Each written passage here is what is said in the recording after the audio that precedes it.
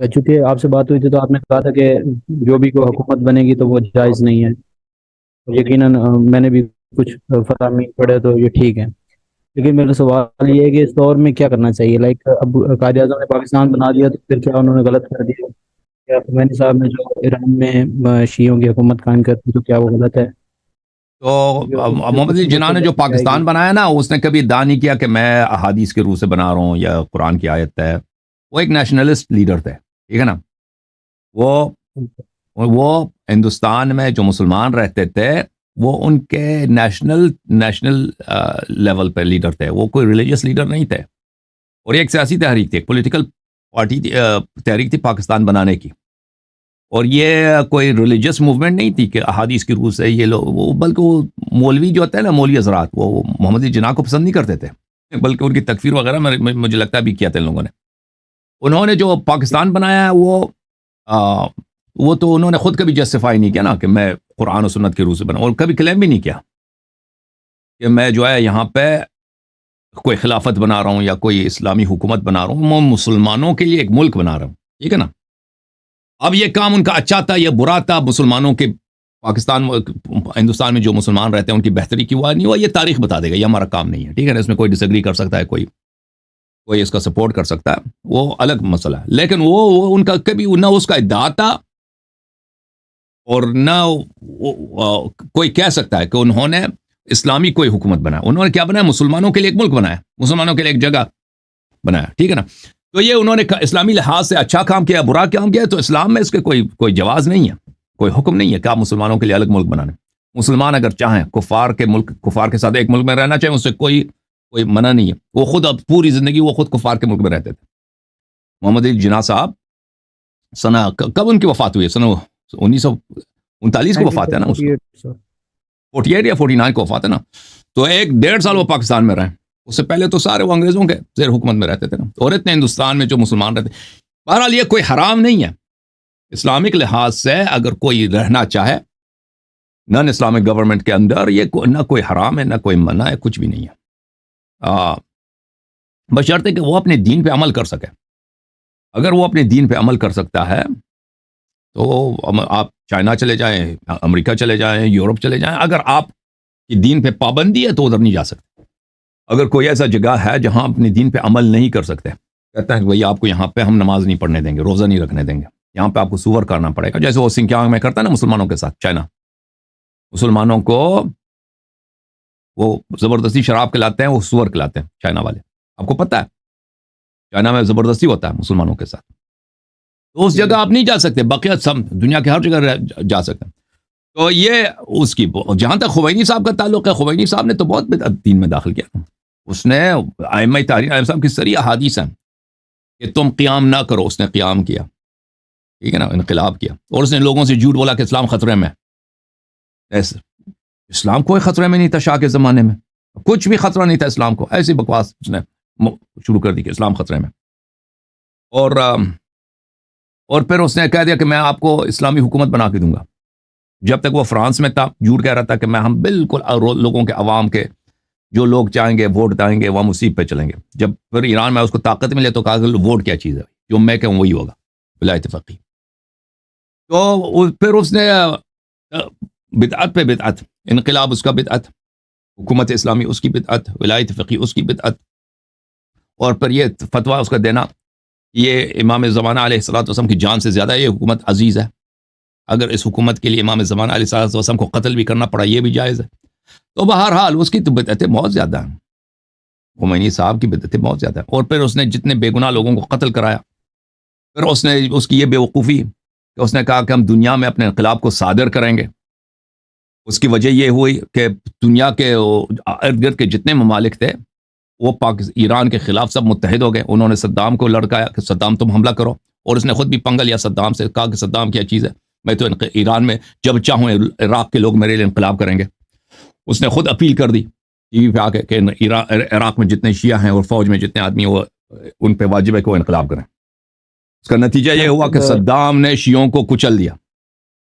فوج میں جتنے افسر تھے شیعہ سب کے سب پھانسی ہو گئے. اور بغداد میں، بصرہ میں، کربلا، نجف میں جتنے شیعہ انٹلیکچوئلز تھے، شیعہ تاجر تھے، شیعہ امیر لوگ تھے, بزنس مین تھے, آفیسرز تھے, دفتروں میں کام, سب کے سب کو جیل اور پھانسی. اور حوزہ علمیہ نجف اشرف کو تباہ کر رکھ دیا تھا سب صدام نے.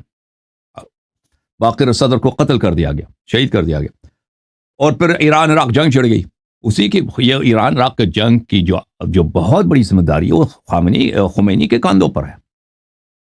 خمینی نے ایسے حالات پیدا کیے کہ اس نے کیا کہ ایک طرف سے ایرانی فوج کے سارے دانت نکال دیے, یعنی جتنے بڑے افسر تھے سب کو اس نے پھانسی دے دی خمینی نے. ایرانی فوج بالکل ناکارہ ہو گئی. صدام کو پتہ چل گیا کہ ایرانی فوج اب وہ فوج نہیں ہے, شاہ کے زمانے کا فوج نہیں. اب اگر میں ایران پہ حملہ کروں تو میرا روکنے والا کوئی نہیں, ایک طرف سے. دوسری طرف سے اس نے سب مڈل ایسٹ کے جتنے ممالک تھے ان کو کہہ دیا کہ میں یہاں پہ بھی انقلاب کرا دوں گا. تو ان لوگوں نے کیا کہا, صدام سے کہا کہ جتنا خرچہ آتا ہے خرچہ ہم دیں گے, تم حملہ کرو. الٹے سے پھر اس نے یہ بھی مزید کیا کہ امریکی سفارتخانے پہ بھی اس نے قبضہ کر لیا. اور امریکہ جس نے اس کا سپورٹ کیا تھا, یہ تو پاگل ہو گیا تھا یہ خمینی. امریکہ نے جس کو سپورٹ کیا تھا, کارٹر, جس نے کیا تھا, جس نے شاہ کو ہٹا دیا, شاہ کو کہہ دیا کہ نکل جاؤ تم ایران سے تاکہ ہم خمینی آ جائے. لوگ یہ سمجھتے ہیں کہ خمینی اپنے زور سے ایران میں آیا. خمینی امریکہ کے تعاون سے ایران میں آیا تھا.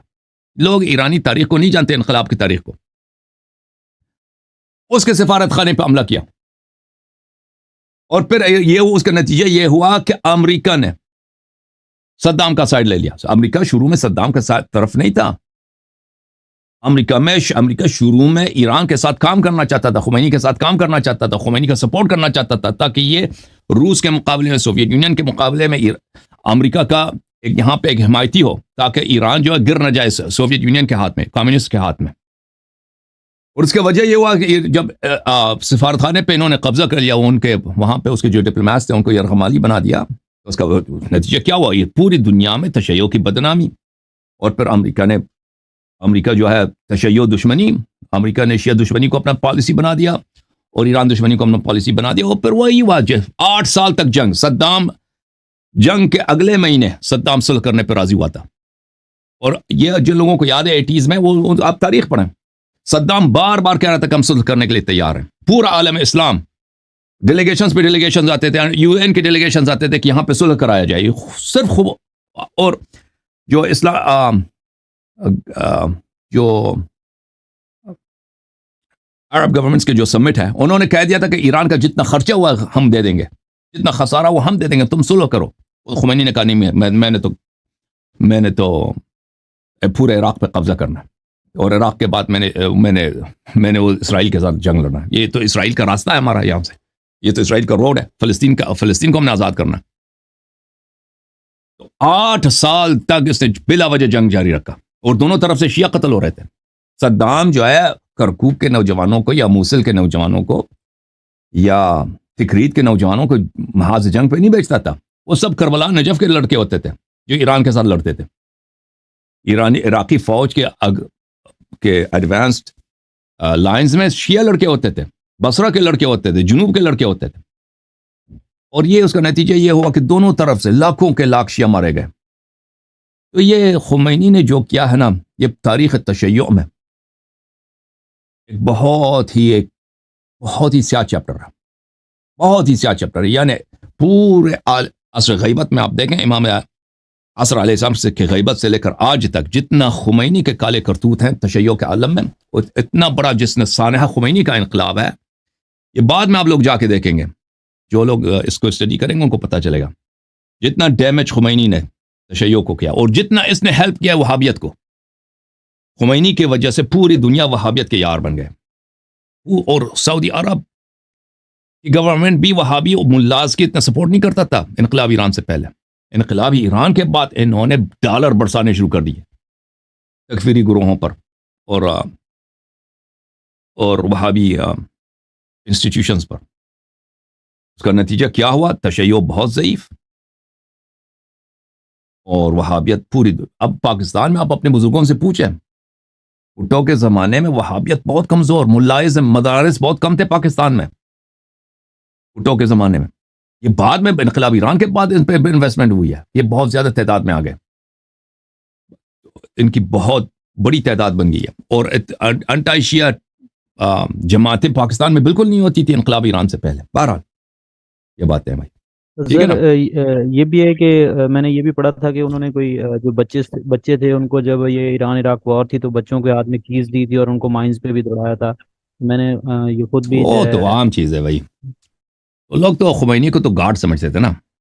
ابھی جو آپ کے پاکستانی بیوقوف لڑکے ہیں نا، ان کو وہ برین واشڈ ہیں، وہ بیوقوف ہیں. وہ کیا سمجھتے ہیں؟ کہتے ہیں خامنئی ان کا بھگوان ہے. تم اگر کہہ دو خامنئی کو فلان چیز نہیں آتا تو ان کو غصہ آ جاتا ہے، وہ آپ کو گالی دے دیتے ہیں. ٹھیک ہے نا. سر تو چلے اسلامی طور اس پر. زمانے میں خمینی بہت کارزمیٹک. یہ خامنئی کچھ بھی نہیں ہے خمینی کے مقابلے میں. خمینی یعنی بھگوان، جی سر. خمینی یعنی اللہ. ایسا تھا خمینی اپنے زمانے میں. خمینی اگر کہتا تھا کہ تم مر جاؤ، سب لوگ مر جاتے تھے. سانس لینا بند کر دیتے. خمینی نے کہا سانس لینا حرام ہے. ایسا اس کا قبضہ تھا لوگوں پر. خمینی ایسا چیز تھا. وہ اس نے ایسے لوگوں کو مسحور بنایا کیونکہ لوگوں کو اسلام سے ائمہ طاہرین علیہ السلام سے محبت تھی. اور لوگ سمجھتے تھے، اور لوگوں کو نہیں پتا تھا کہ علماء بھی فراڈی ہو سکتے ہیں، مراجع بھی فراڈی ہو سکتے ہیں، یہ بھی خراب ہو سکتے ہیں. لوگوں نے تو دیکھا نہیں تھا. بیچارے لوگوں نے خمینی سے پہلے مراجع کہاں پہ تھے؟ نجف میں تھے، قم میں تھے. کسی کی ان سے ملاقات ہی نہیں ہوتی تھی. صرف آیت اللہ حکیم کا یا آیت اللہ صاحب حسن اصفہانی کا لوگوں نے کبھی پکچر دیکھا تھا، اپنے گھر میں لگایا تھا. تو لوگوں کی بڑی عقیدت تھی ان لوگوں سے، مولویوں سے، مجتہدین سے. تو اس کو واقعا نائب امام سمجھتے تھے. امام حسین علیہ السلام کا نائب سمجھتے تھے اس کو. تو اس لیے اس کا بہت ہی گرفت تھا اس زمانے میں. جی ہاں، بالکل وہ لڑکوں سے کہتے تھے کہ یہاں پہ مائن فیلڈ ہے، اس کو کلیئر کرنا ہے، ٹائم نہیں ہمارے پاس، تو والنٹیئرز چاہیے.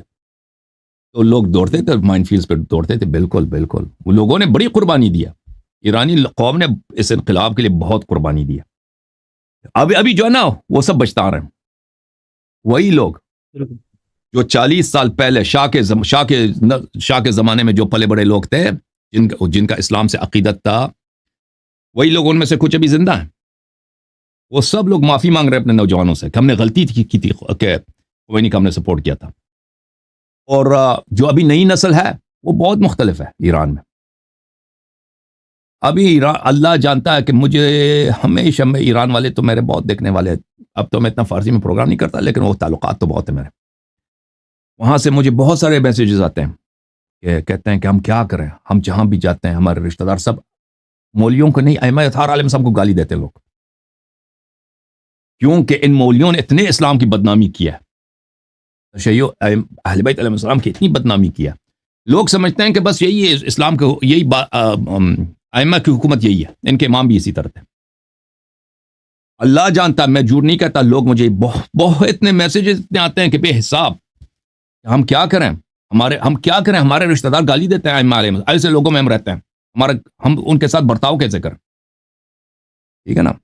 اب دیکھیں خمینی اور خامنئی نے 45 سال میں تشیع کے ساتھ کیا جو تشیع کا گڑھ تھا جو ملک ایران، اس کو ایسا حالت یہ ہوئی ہے کہ اس کے وہاں پہ دیکھیں شاہ کے زمانے میں. ابھی میں نے ایک سروے آیا تھا ایران کے، اپنی گورنمنٹ آفیشل سروے. ایران میں جو ہے 70,000 شیعہ مسجد ہیں، اس میں سے صرف 20,000 کھلے ہیں، باقی سب مساجد بند پڑے ہیں، کوئی نماز پڑھنے آتا ہی نہیں. وہ 20,000 کھلے ہیں نا، اس میں نمازی بھی بہت کم ہے. لوگ نماز وغیرہ بالکل سب سلسلہ ہی بند ہے. تو حالت بہت خراب ہے ایران کی. جی کوئی مزید کچھ کہنا آپ نے؟